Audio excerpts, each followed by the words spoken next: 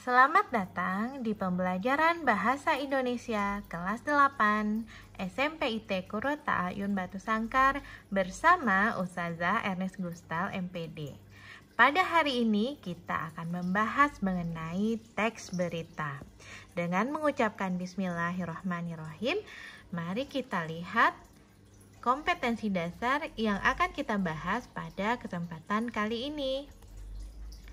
Apakah kamu pernah melihat berita atau informasi yang diberikan di koran, majalah, ataupun di internet?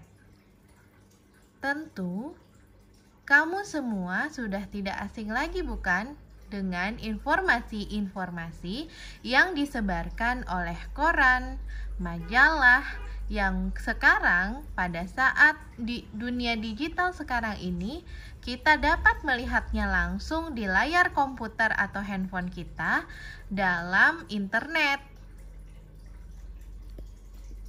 Nah, tentu antum sudah pernah melihat contoh-contoh dari informasi yang disebut sebagai sebuah berita. Lalu bagaimana pengertian dari berita itu sendiri atau di dalam bahasa Inggris disebut news?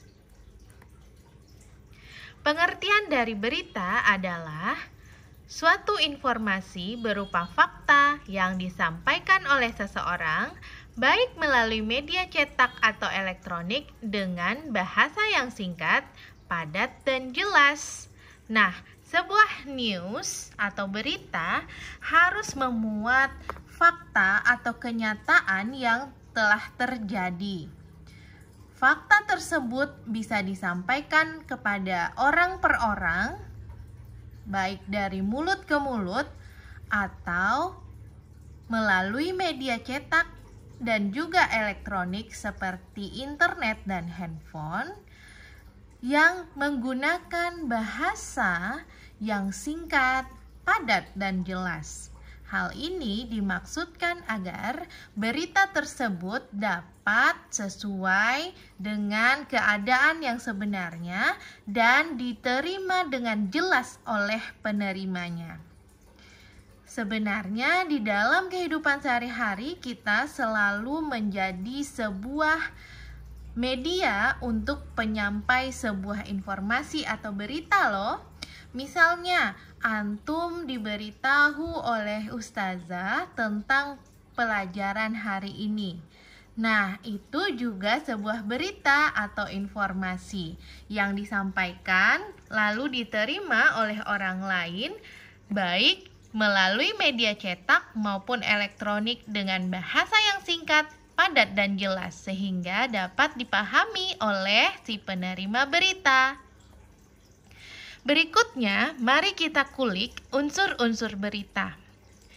Unsur-unsur berita yaitu ada 5W plus 1H atau adik Simba.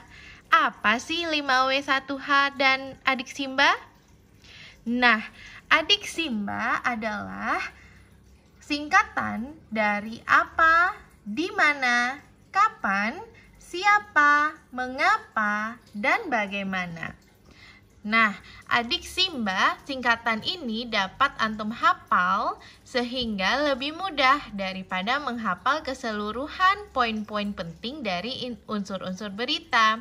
Atau jika antum ingin menghafalnya dalam bahasa Inggris, antum bisa terapkan singkatan yaitu 5W plus 1H. Mana yang 5W plus 1H?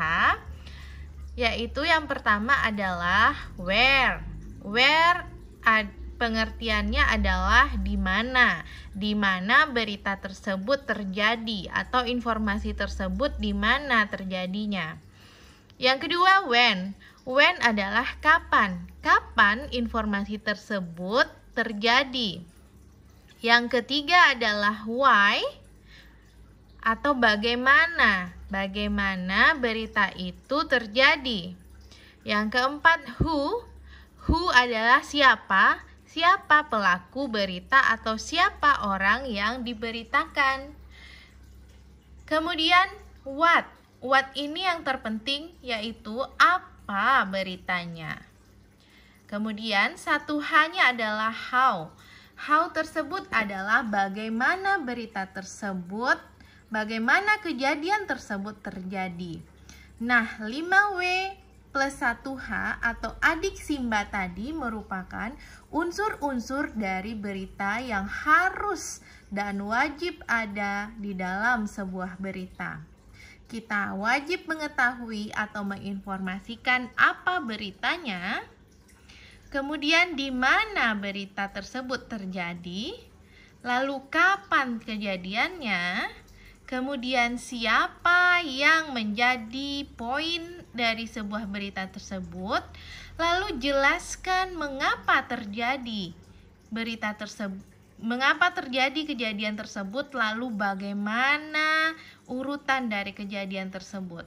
Jadi 1, 2, 3, 4, 5, dan 6 unsur dari sebuah berita, baik dalam bahasa Indonesia ataupun bahasa Inggris, harus terdapat di dalam sebuah berita. Sehingga ke-6 unsur ini dapat membantu kita dalam memenuhi unsur-unsur dalam sebuah berita, agar berita kita atau berita yang kita sampaikan tersebut lengkap. Oke, kita lihat contohnya. Contoh, kita akan mengidentifikasi sebuah teks berita. Kita akan lihat ke-6 unsur yang harus ada di dalam sebuah berita tersebut.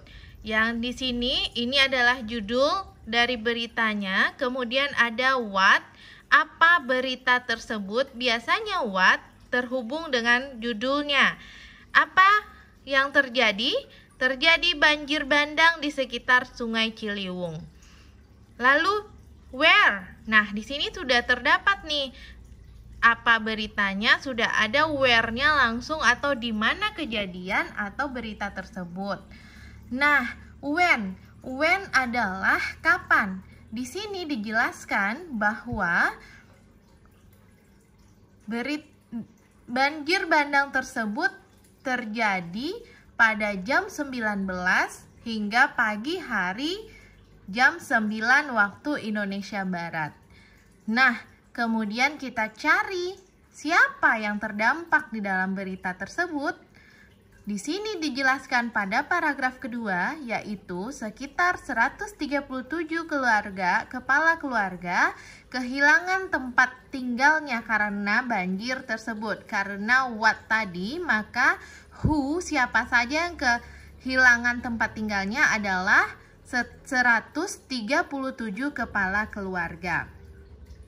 Kemudian setelah 4 hal tadi, 4W, kita menemukan di paragraf-paragraf awal, paragraf 1 dan juga paragraf 2. Kemudian berikutnya akan dijelaskan bagaimana dan mengapa kejadian tersebut terjadi. Nah, di bagian ini biasanya terletak pada penjelasan berikutnya. Di sini pada paragraf ketiga dijelaskan bagaimana terjadinya banjir bandang di sekitar Sungai Ciliwung tersebut. Sebelumnya juga pernah terjadi banjir di desa ini sekitar 2 tahun yang lalu. Tetapi banjir tahun ini lebih besar dibandingkan dengan tahun kemarin. Nah, inilah yang dimaksud dengan how atau bagaimana. Kemudian kita lihat unsur yang terakhir, yaitu why, mengapa terjadinya banjir. Di sini dijelaskan pada paragraf ketiga, karena kebiasaan masyarakat sekitar yang membuang sampah sembarangan di Sungai Ciliwung sehingga terjadi banjir ketika musim hujan datang. Nah, anak-anak ustazah semuanya, kita sudah mendapatkan unsur-unsur dari sebuah teks berita jika kita sudah tahu unsur-unsur apa saja yang harus ada di dalam sebuah teks berita. Oleh karena itu, wajiblah kita untuk mengetahui unsur-unsur atau ke-6 unsur-unsur yang sudah kita lihat tadi. Baik, berikutnya kita lihat struktur dari teks berita. Struktur merupakan urutan bagaimana cara kita menemukan berita atau menulis sebuah berita. Jadi, di dalam sebuah berita haruslah ada struktur berikut ini. Yang pertama, judul berita. Judul berita itu merupakan yang kita lihat tadi. Seperti yang kita lihat tadi, biasanya judul berita ini juga berhubungan langsung dengan keseluruhan berita. Judul berita tidak boleh lari atau tidak boleh keluar dari apa yang disampaikan di dalam keseluruhan berita. Nah, setelah judul, ada 3 struktur yang harus ada di dalam sebuah berita, yaitu yang pertama yang paling penting. Kenapa paling penting? Di sini digambarkan dalam bentuk segitiga terbalik. Nah, di bagian atas itu adalah hal yang paling penting di dalam sebuah berita yang harus ada dan harus kita sertakan dengan betul. Bagian lead berita atau pokok berita disebut juga teras berita. Jadi di sini bagian paling penting kita sertakan what, where, dan juga when sebuah berita harus ada di sebuah teras berita. Berikutnya mengerucut ke bawah merupakan tubuh dari sebuah berita. Nah, jika teras berita merupakan hal yang paling penting, maka tubuh berita biasanya terdiri dari penjelasan dari teras berita tersebut. Sehingga tubuh berita disebut bagian yang penting, masih penting, dan harus ada. Berikutnya adalah informasi tambahan atau leg atau disebut juga dengan kaki atau ekor berita.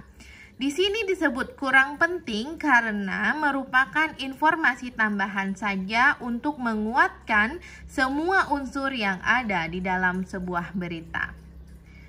Nah, anak-anak ustazah semuanya, kita dapat mendalami materi berdasarkan apa yang kita pahami tadi ya. Semoga antum semua mendapatkan pembelajaran dan mengerti dengan penjelasan ustazah tadi. Silahkan antum jawab pertanyaan yang sudah ustazah berikan pada file. Lalu antum akan lihat bagaimana kemampuan antum dalam memahami materi tadi. Terima kasih atas perhatiannya. Wassalamualaikum warahmatullahi wabarakatuh.